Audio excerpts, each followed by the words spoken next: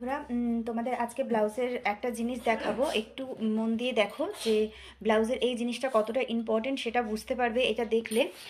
দেখো, তো এইভাবে দেখো বন্ধুরা, এইভাবে এসপার্টটাকে এইভাবে ফেলে নেবে, ঠিক আছে? ব্যাক পার্টের ওপরে ফেলে একটা জিনিস সেলাই করার আগে কাটিংটা তোমার ঠিক আছে কিনা সেটা দেখার জন্য লক্ষ্য করে দেখবে। আমি একটা পার্ট নিয়েই দেখাচ্ছি।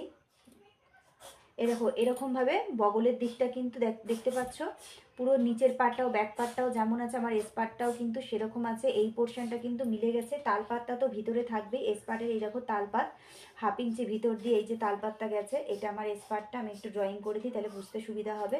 এই যে দেখতে পাচ্ছ তালপাতটা, এই দেখো এইভাবে গেছে 1/2 ইঞ্চি। ব্যাক পার্টটা কিন্তু 1/2 ইঞ্চি বাড়তি আছে আর তালপাতটা 1/2 ইঞ্চি ভিতরেই আছে, বোঝা গেল? আচ্ছা, এরপরে এই যে এলিট পার্টটা আছে, এলিট পার্টটাকে তোমরা এর ওপর বসাবে, ঠিক আছে? এর ওপর বসিয়ে দেখে নেবে যে তোমাদের এই নিচের পার্টটা মিলেছে কিনা, সমান আছে কিনা। তারপরে কিন্তু তোমরা পুরো ব্লাউজটা স্টিচিং করবে, ঠিক আছে? এখানে যদি তোমাদের আগে তোমরা দেখে না নাও, কোনো কারণে যদি তোমাদের কম বেশি থেকে থাকে, তখন কিন্তু সেলাইয়ের পরে প্রবলেম হয়ে যাবে। তখন হাতার বগলগুলো কিন্তু মিলবে না, ওপর নিচ হয়ে যাবে, কিংবা এখানে কোনো কিছু বাড়তি হয়ে যেতে পারে, সামনের পার্ট কিংবা ব্যাক পার্ট তোমাদের বাড়তি হয়ে যেতে পারে। সেই জন্য যাতে কোনো সেলাইয়ের সময় কোনো সমস্যা না হয়, সেই কারণে এইভাবে এস পার্টটাকে আর এলিট পার্টটাকে এইভাবে বসিয়ে তোমরা দেখো 1/2 ইঞ্চি যেমন সেলাই দেয়, আমি এরমভাবে 1/2 ইঞ্চি ধরে নিয়েছি। এই দেখো বন্ধুরা, বুঝতে 1/2 ইঞ্চি এইভাবে ধরে নিয়েছি আমি। এই যে এখান থেকে 1/2 ইঞ্চি সেলাই যাবে, এই যে 1/2 ইঞ্চি করে সেলাই, আর এই ভাঁজটা দিয়ে 1/2 ইঞ্চি করে সেলাই যাবে। সেলাই গেলে এইভাবে আমি মুড়ে 1/2 ইঞ্চি করে এইভাবে ধরে দেখে নিলাম।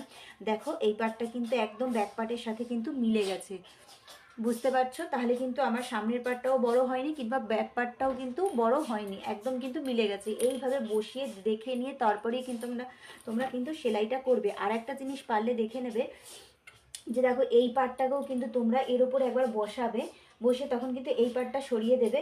একবার এস পার্টটার মধ্যেও তোমরা কিন্তু এই বাটি পার্টটাকে এইভাবে বসিয়ে একবার এরমভাবে দেখে নেবে এই পার্টটাকে আর এই এলিট পার্টটাকে, এই পার্টটাকে।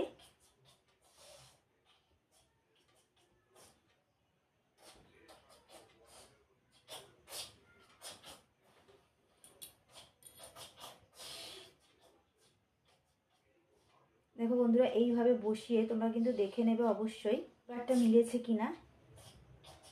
তোমরাও যদি সেলাইয়ের আগে প্রত্যেকটা পার্টকে এইভাবে চেক করে নাও, তাহলে তোমাদের ব্লাউজও সুন্দর হবে। তো আজকের মতো টাটা, আসবো অন্য ভিডিও নিয়ে।